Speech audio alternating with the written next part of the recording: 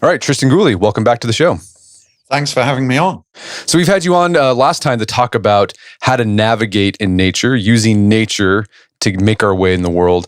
You got a new book out called The Secret World of Weather: How to Read Signs in Every Cloud, Breeze, Hill, Street, Plant, Animal, and Dewdrop. And I really love this book. Like all your books, it's like I feel like whenever I read your book, I'm it's like uncovering this secret code that's been in front of my face this entire time on how to understand the world around me. This one's all about weather. And you start off the book making the claim that modern weather forecasting has really changed the way we view weather and disconnected it from us, even though we're checking it all the time. What do you mean by that? Well, the scientists have done an amazing job of understanding weather, and it was such a tough challenge. I mean, there are a whole load of things that we solved before we got any handle on what the weather was doing. You know, in the past 100 years, there were still people saying, we're never going to understand it. It's beyond science. But, you know, we'll never achieve perfection, and that's not really the goal. But they have got to the point, the meteorologists, of being able to say, this is what the big stuff is doing. And you know, we're now at the stage, if you look at any forecast you rely on, whether it's internet, TV, it can be in a paper, it doesn't matter. You'll notice that there are some pretty big patterns there. We're talking about hundreds, if not thousands of miles. And that's what the scientists have had to do to get any handle on the weather. They've had to treat it as a big atmospheric phenomenon. But actually what we experience is what's going on in our neck of the woods, sometimes literally.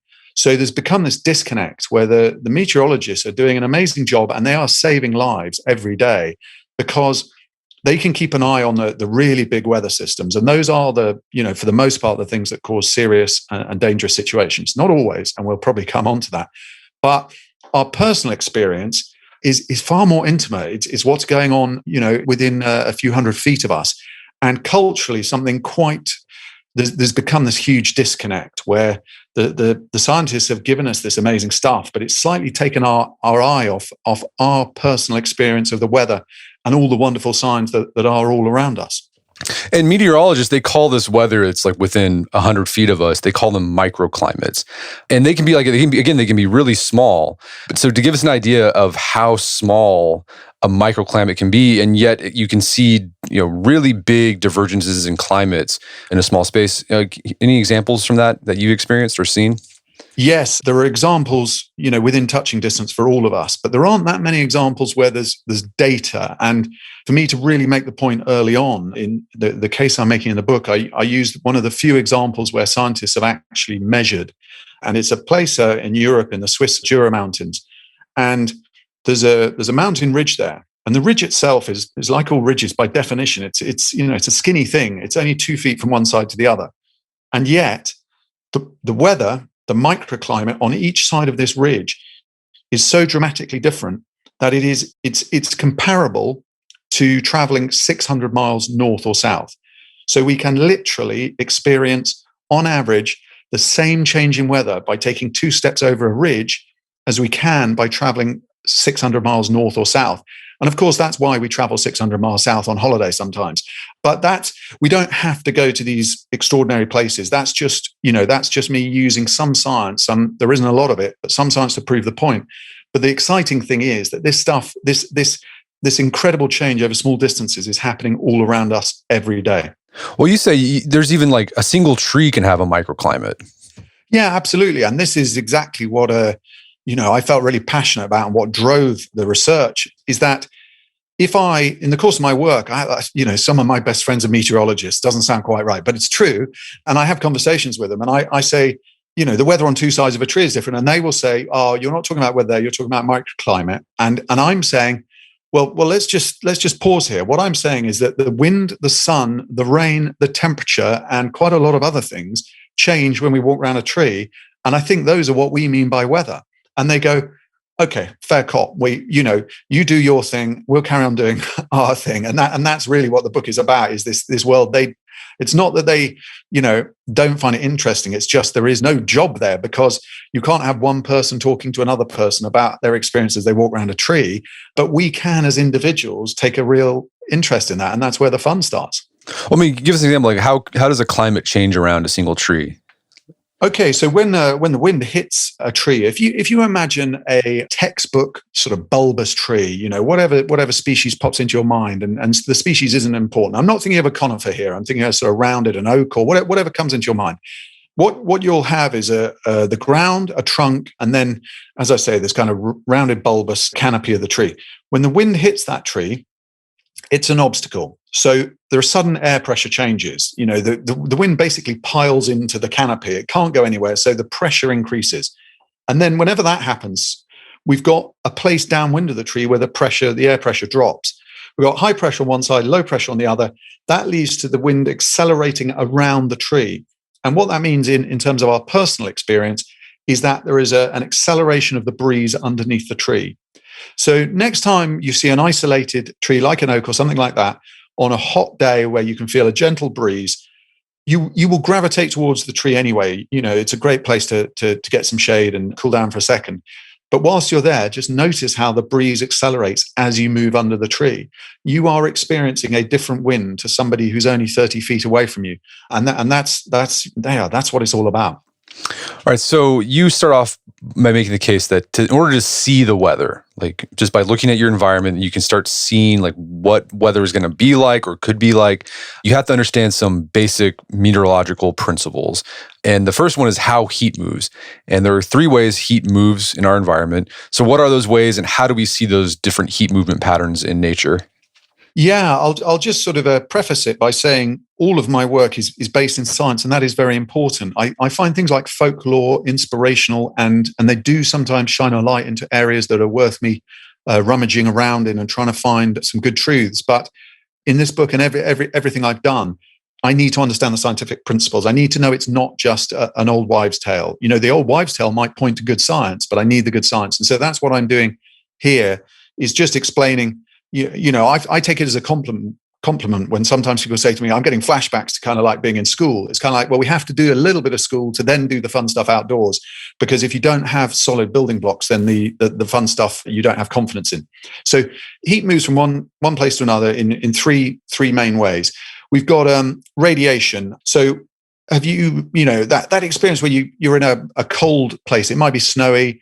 If you've ever been skiing and you're sitting outside having lunch and actually you feel really quite warm, the heat energy is traveling directly all the way across space and hitting us as radiation.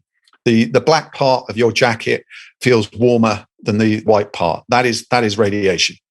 Then we've got conduction, which is heat is molecules vibrating. And if you've had that experience where you open the kitchen drawer, there's a wooden spoon in it and a metal knife. The metal knife feels colder than the wooden spoon, even though we know they must both be the same temperature because they're in the same drawer. All that's happening there is the warmth is flowing faster out of our hand into the metal because metal conducts heat well, and slowly into the wood because wood doesn't. And this is relevant to weather because a lot of the patterns we see on the ground, and I'm thinking of things like dew and snow and things like and frost and things like that, have a relationship with conduction. So once we understand it, we can go like, I understand why there's a frost there and there isn't there. And then the third way is convection. So if a parcel of air warms up and expands, it becomes less dense than the air around it.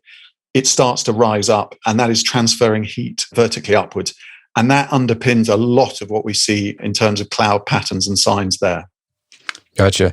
And then another component of weather, I think weather's, you kind of described it as a soup. There's heat, and then there's liquid is another part of it. And you have to understand how the sort of the phases of water, what happens with water as it passes through different states of matter. So like solid, liquid, and gas. So how do we see that happen in nature? Well, again, I think lots of listeners will get sort of flashbacks, hopefully sort of happy ones. But yeah, this is quite sort of fundamental stuff. Water we know as a liquid. We see it every day. It's a big part of our lives. We know what it looks like when it's a solid. It's ice. Gas it's less well known. People get a little bit not confused, but if you think of water as a gas, sometimes people think of steam, but actually the steam there, it's in liquid form. That's why we can see it. So water can exist as water vapor, as a gas, but it's invisible.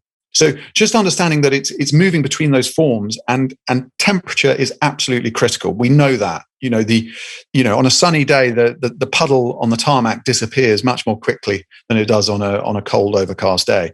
So temperature is so vital to these changes of state. And understanding the change of state helps us understand what clouds are going to do and whether certain things are going to happen. It's all part of the kind of prediction toolkit. Well, so like something you hear a lot when you weather forecast, you're like, what does that even mean? You hear a meteorologist say, well, the dew point is whatever. What do they mean by dew point? Okay, so if we think of a parcel of air, any air anywhere in the world will have some water vapor, some water in invisible gas form in it. Even if you're over the hottest desert on the hottest day, if it's a world record hot time, there will still be some water vapor in the air. But temperature is critical. So what happens is, take your parcel of air, and in a kind of thought experiment, you've got a dial, and you just start turning the temperature down. A few degrees, your parcel of air, nothing happens. It'll reach a point where the air cannot hold the water vapor in it in gaseous form anymore, and it condenses down into liquid form, at which point we see it. We might see it in the same way you see steam coming out of a kettle, but another way we see it almost daily is as a cloud. So that's a really sort of key thing, is the relationship between invisible water in the air, which is all around us all the time for our whole lives. If the temperature drops to a certain point, that is going to turn to liquid in suspension in the air. And the point it does that is known as the dew point. And what does that tell us about the weather? Well, the more humid the air is, the closer to the dew point we are likely to be. I mean, so basically you can keep putting more and more water in gas form into the same parcel of air, but there will come a point where the air, I personify everything. It sometimes sounds a bit ridiculous, but there'll come a point where the air sort of goes, no, I'm not having it as gas anymore. It's going to condense down into liquid form.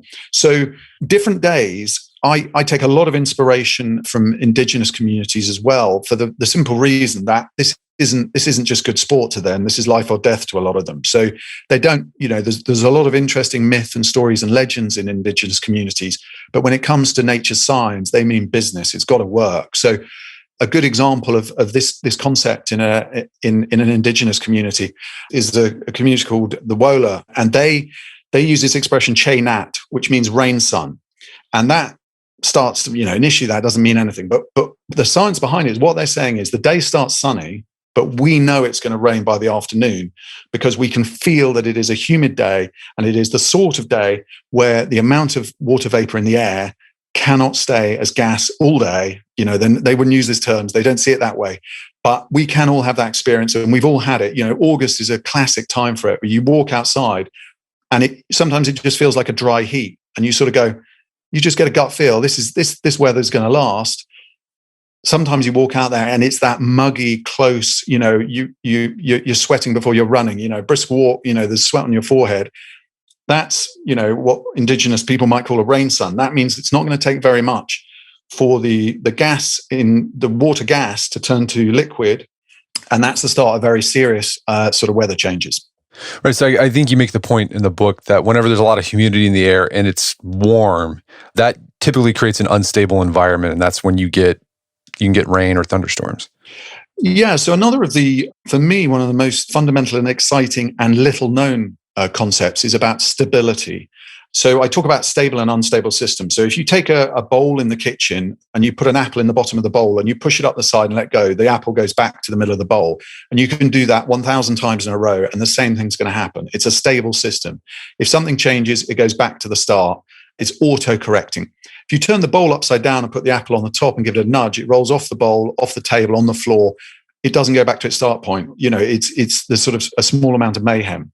Now, our weather is either stable, if something changes, whether it's heat, water levels, whatever, it'll just settle back to what it was.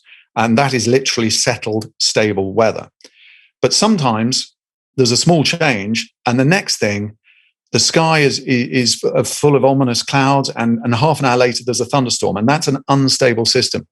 And the air has it. It's a characteristic of the air. It's the gradient of temperature change with altitude. Now, we're getting into the science, but the truth is, once you understand the concepts, it's not like every time you look at a sign, you have to go like, oh, right, I've got to start thinking about stability and all that sort of stuff. It's just to make you confident in knowing that, okay, this is an unstable atmosphere. So if I start to see clouds rising, they're not going to stop. It's all going to kick off and there is going to be a thunderstorm. So it's a case of sort of being really confident, understanding the science. But then once you've got that in the locker, every time you see the signs, you're not sort of thinking, this is mysterious. You're like, I know what's going to happen next and I know why it's going to happen next.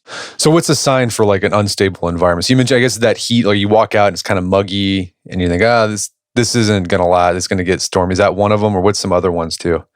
Yeah, so the mugginess is a sort of slightly fuzzy sign and is quite hard to sort of get a real measure on. But there is a really, concrete solid one, which is the shape of clouds.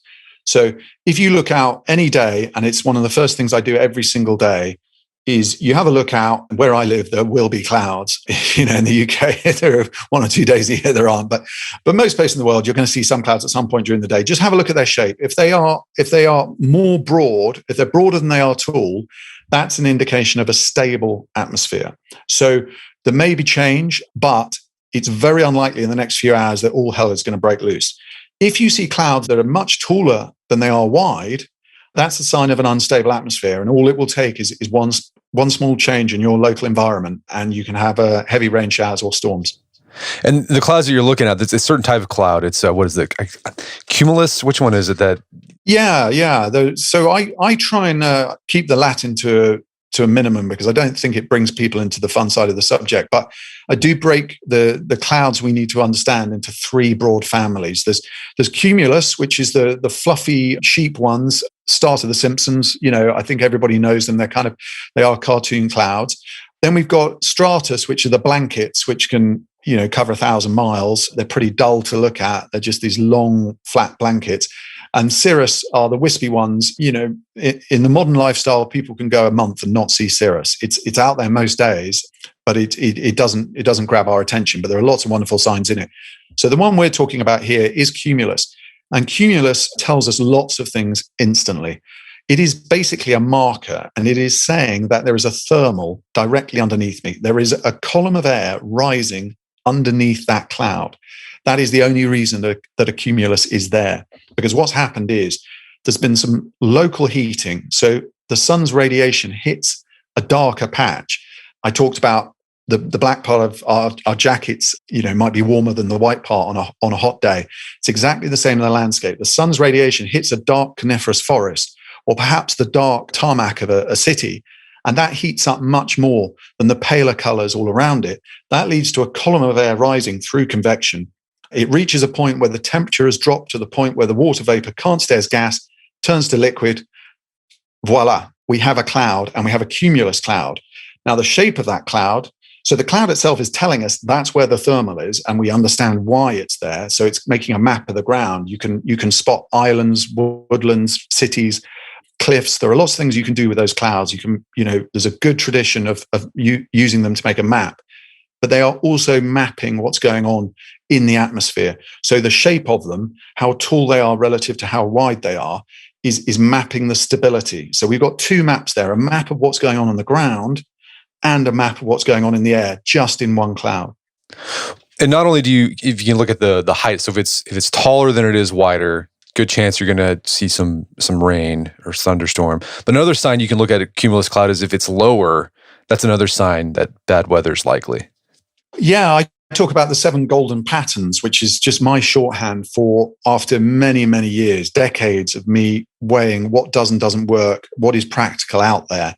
There are this small collection of things, and the shape we've talked about in terms of tall or wide. The height is actually the one before that in terms of length of forecast. So everybody kind of notices the difference between a sunny day and a day where the clouds feel like they're almost touching the rooftops, and it's dull or it's rainy all day and stuff like that. Everybody notices that scale of difference. But what very few people spot, and it's very easy to spot, is how for 2 days perhaps the clouds have been almost coming down steps. They've been getting steadily lower. So if we just get into the habit of, you don't even have to spend 10 minutes each day. You can do this in a few seconds. You just look out in the morning and you go, okay, I'm seeing these sorts of clouds. Are they cumulus? Are they stratus? Are they cirrus? What height are they? And then you look back, maybe your lunch break, you just look again. It's only 20 seconds. And one thing I actually encourage, it seems sort of counterintuitive or going against the grain of what I do, is I actually encourage people to cheat, by which I mean, when you're new to this stuff, you want the confidence that you're going to learn something that works. So what I say to people is, cheat, look at the forecast, and when you see a spell, let's say you've had 5 days of fair weather, and the forecasters are telling you, the meteorologists are telling you, you're in for a couple of days of bad weather and rain. That's a really good time to cheat, because they're basically saying to you, the signs are coming, have a look for them. And then what we do is we notice the clouds getting steadily lower over those 5 days. It's blue skies, then we see cirrus, then we see a blanket of cirrus, and then we see some stratus. And what we notice is it's getting steadily lower. And then we just start adding these patterns. And the cheating is good at this stage, because what it means is, if you do it a few times, you get to the point where you have confidence in the signs. And that's the moment where it gets exciting, because you then see the sign and your brain will say to you, bad weather's coming. Another sign that I thought was interesting was you can start using immediately. If you just look at the clouds, like those cumulus clouds, usually they look like the Super Mario Brothers world clouds. They're all kind of fluffy, even on the bottom. But if at the bottom the clouds are looking kind of jagged and not as fluffy and clean, that's a sign that you could probably, good chance you might have rain. Yeah, absolutely. The flat bottomed, neat cartoon style cloud is a typical sort of settled sign, because what it's basically saying is, at this altitude, the temperature is at the dew point, and the gaseous water vapor is turning to visible liquid, i.e. a cloud, at this line. And it is logical. It's not, we shouldn't expect the atmosphere to have totally different temperatures as you move along the same altitude. So if we see a cloud that's got a flat bottom, we can say, okay, things are steady, things are stable, things are not kicking off in any way. If we start to see it's ruffled, it's jagged, it's got bits looking like they're almost breaking off underneath, we say to ourselves, okay, why is that happening? Okay, well, one thing we can be pretty confident of is there's some unusual temperature changes going on at the bottom of the cloud. And the most common reason is that rain is falling out of the cloud, cooling the air beneath it, and that's leading to the dew point being reached beneath the cloud, which is why it looks so uneven. So you can actually, again, a really good kind of hack on this is, if you see a cloud in the distance and you're pretty sure, you can sometimes actually see the rain falling out of it, just notice the bottom of that cloud is not flat. And then, another time you see one that's perfectly flat, and you can be absolutely certain that it's not raining underneath.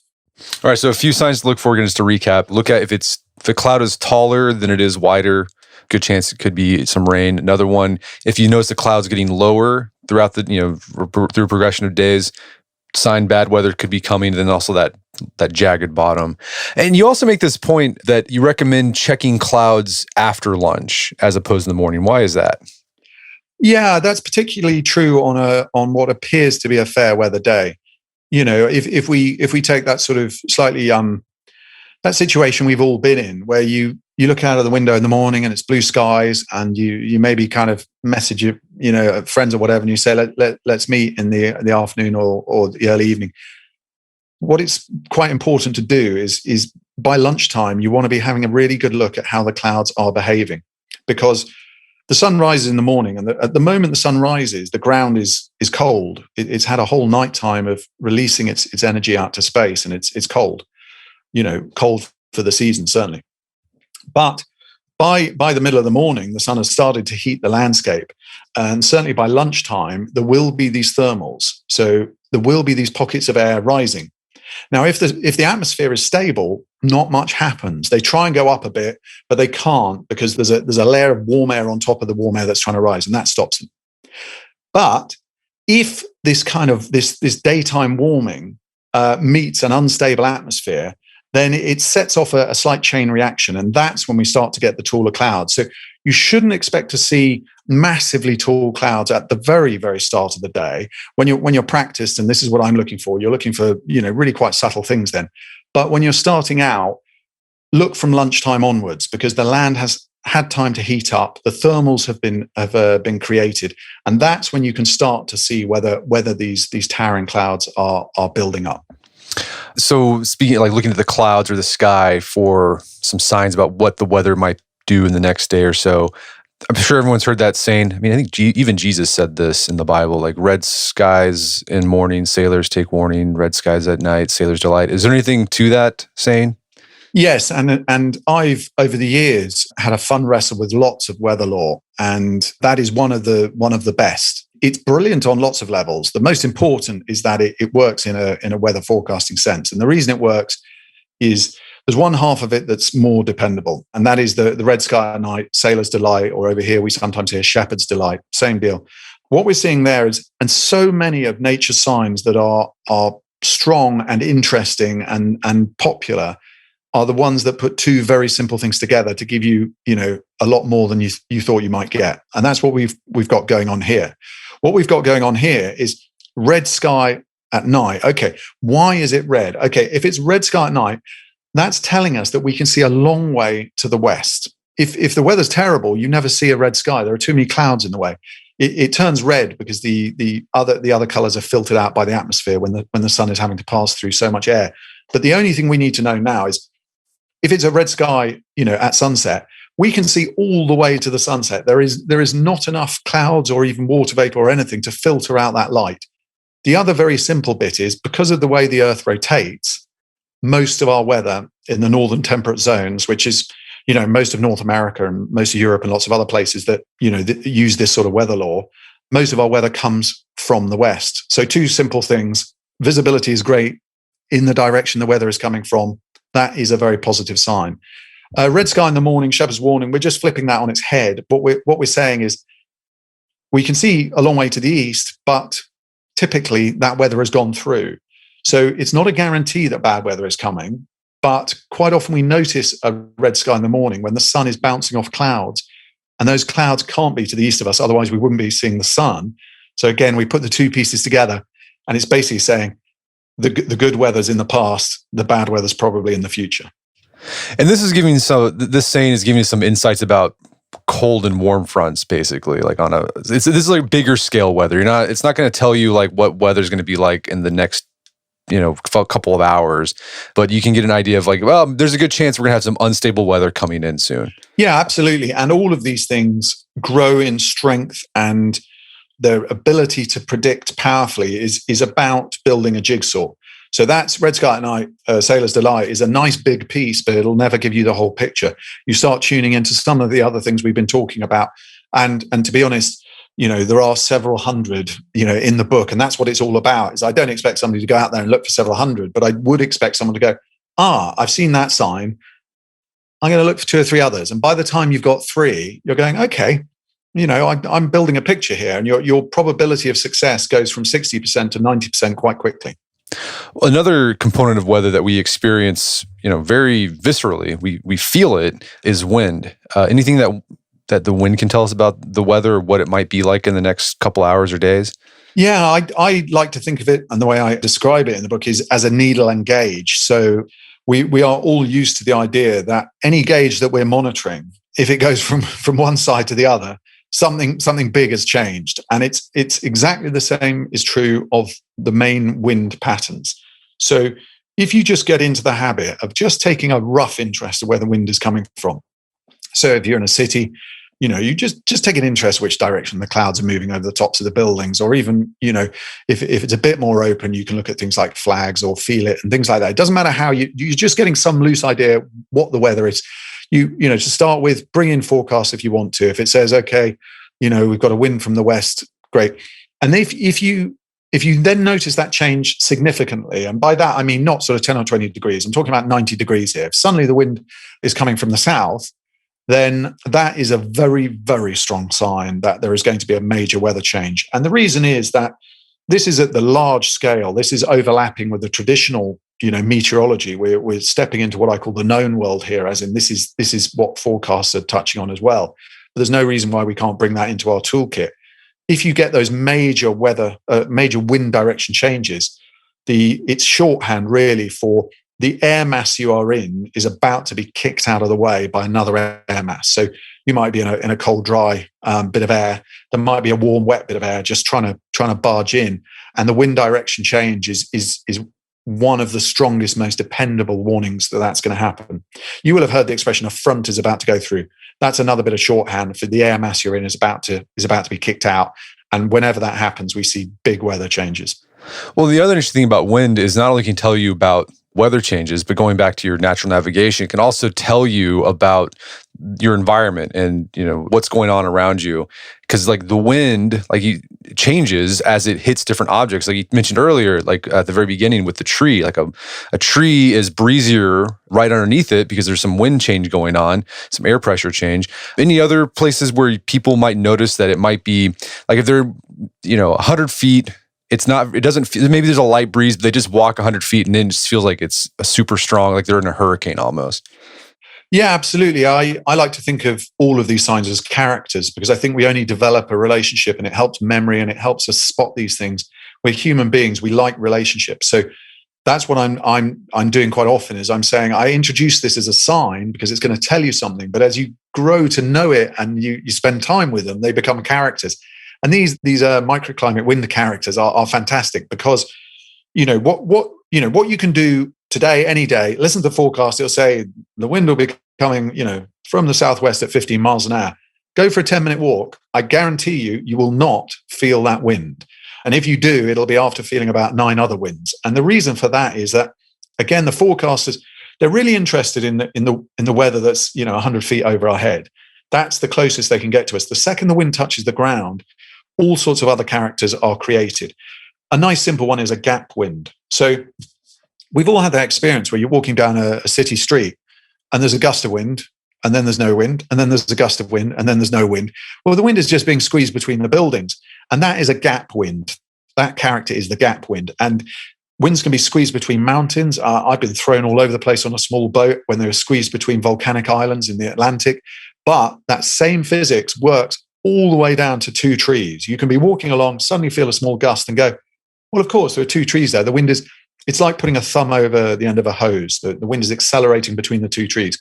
But that's just one of, a dozen of these local wind characters. And as you get to know them, it is actually an important part of the forecasting experience because it's fun just to notice them and go, oh, I know you. Hello, old friend. That adds a layer to our experience. But in practical telling what's going on, it is important because a sudden cold gust of wind can be a sign of a thunderstorm very near you. But if you know some of the other characters, you go, no. That's not a thunderstorm wind I'm feeling there. That's cold air coming down off the side of a hill. That's a different thing. That's a katabatic wind. So we once we know all these little characters, we walk out there and every single day you can meet a few of them.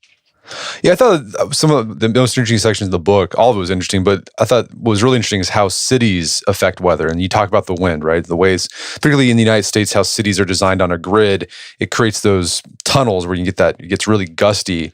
Any other ways cities influence the weather? Yeah, definitely. I've mentioned how they soak up the sun's radiation really, really well. So there's an urban heat island effect. And I think we've all had some experience of that. If you've traveled from a rural area into a big city, we instinctively, it's not just the hecticness. It is genuinely a few degrees warmer all around the year, but particularly when it's sunny. And that leads to all sorts of secondary effects. So anywhere that heats up more than the surrounding areas, it's going to create thermals. So towns create their own clouds. Sometimes it's just a few puffy, friendly ones, and it's just fun to notice them. But cities can actually create their own rain showers. They'll typically be at the downwind end of the town, or possibly even just downwind of the whole town or city. The other thing they do is this thermal they create is it's invisible to us unless it creates clouds, and then we see them sitting on the top like markers. But it's actually quite a solid in terms of the fluid of air. So when weather is trying to pass over a city and it's got this column of warm air rising up the top of it, it splits the weather. So, there'll be a few times if you're in a high building in a city where you get the kind of view where you can see a little weather system, a few clouds approaching the city, and it literally splits and goes around it, like a stream splitting around a rock in the middle of it. But yeah, it's best to assume, every single, not just a city is different to the country, but every building has its own things.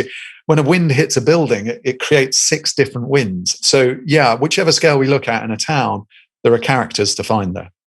Anything about, let's talk about some other things looking at just plants. Can plants tell us anything about the weather in our area? Yeah, absolutely. The plants is an interesting area. It's quite romantic, and I think, if I'm honest, I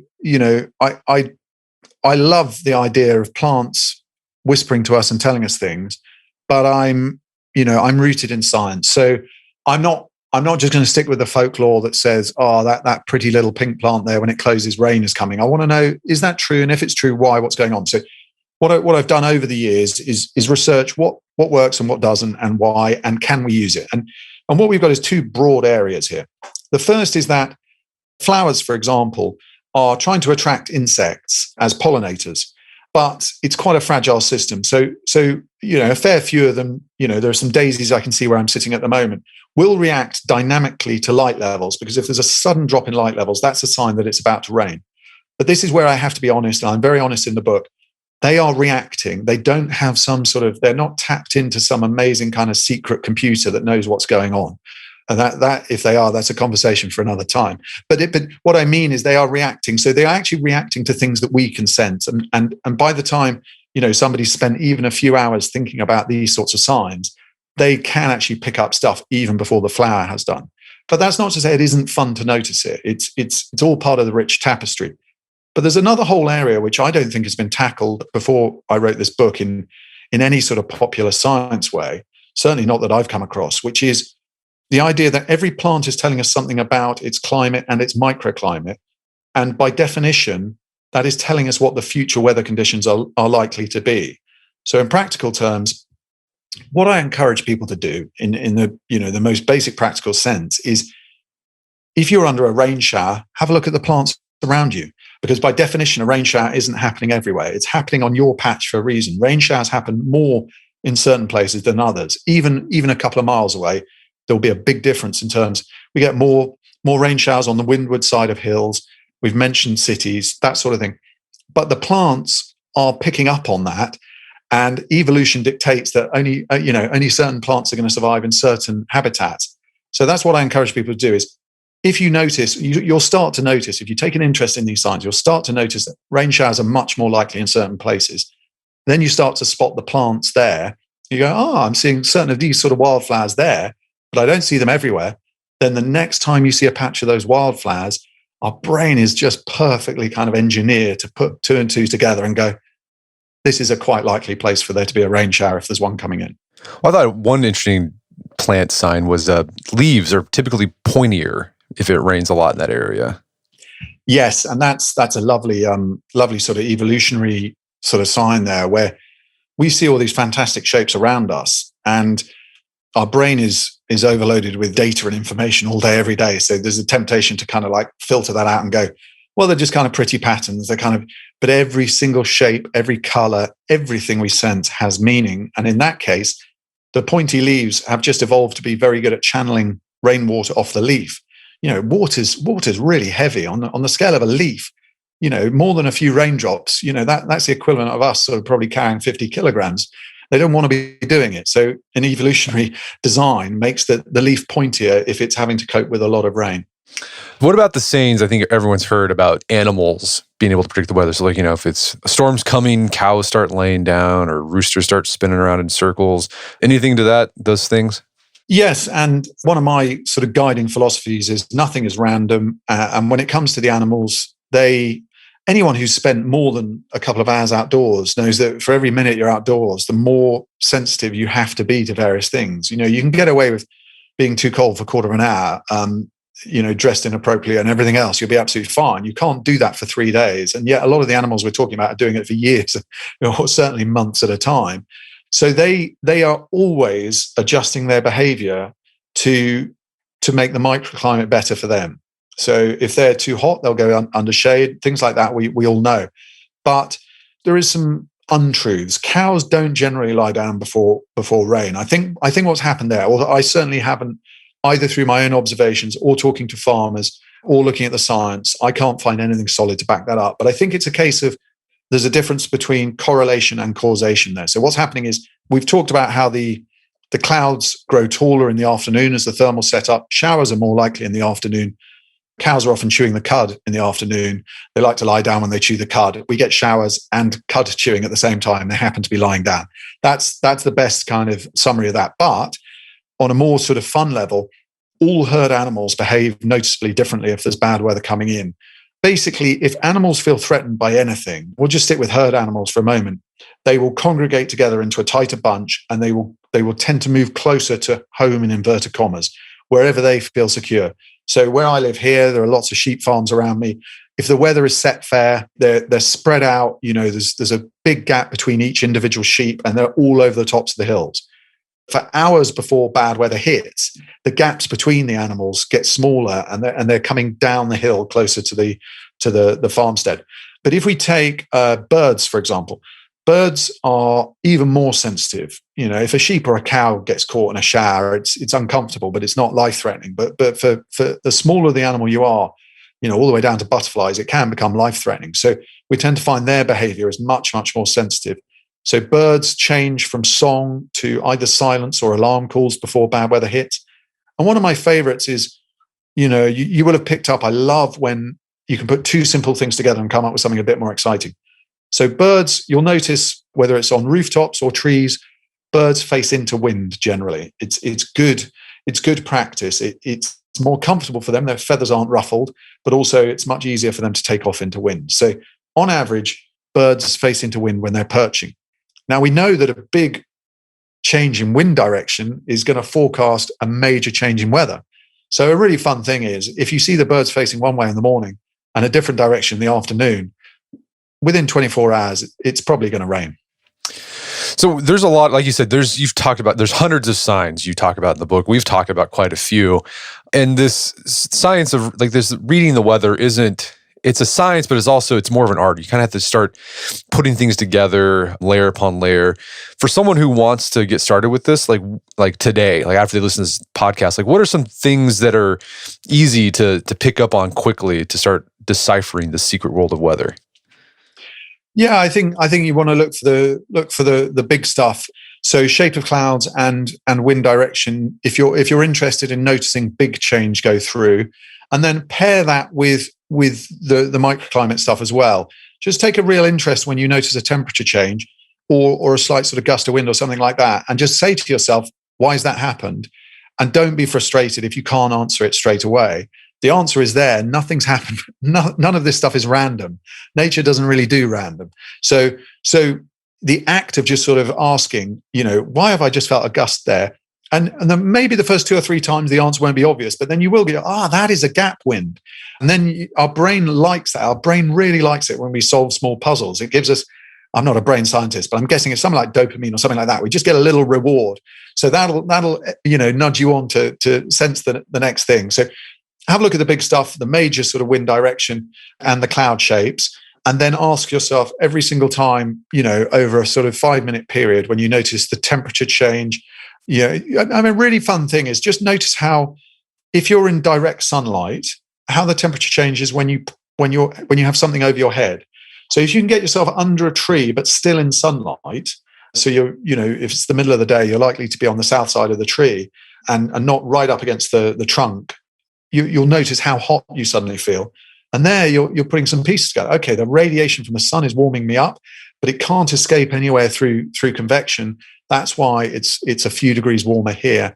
I mean, on cold days, that means you can sit out. I sat out in -2 a couple of months ago, and in what I call these kind of like sun pockets, and you're perfectly comfortable because you're just using these little tools and having fun with it. Well, Tristan, this has been a great conversation. Where can people go to learn more about the book and your work? Oh, thanks a lot, Brett. My website, naturalnavigator.com, has loads of information about the book and my work generally. And I'm on all the usual social media channels as well. I'm on Instagram, Facebook, Twitter, that sort of thing. Thanks so much for having me. I really enjoyed the chat. Yeah, Tristan, it's always a pleasure. My guest today was Tristan Gooley. He's the author of the book, The Secret World of Weather. It's available on Amazon.com and bookstores everywhere. You can find out more information about his work at his website, naturalnavigator.com. Also check out our show notes at aom.is/weather, where you can find links to resources where you can delve deeper into this topic.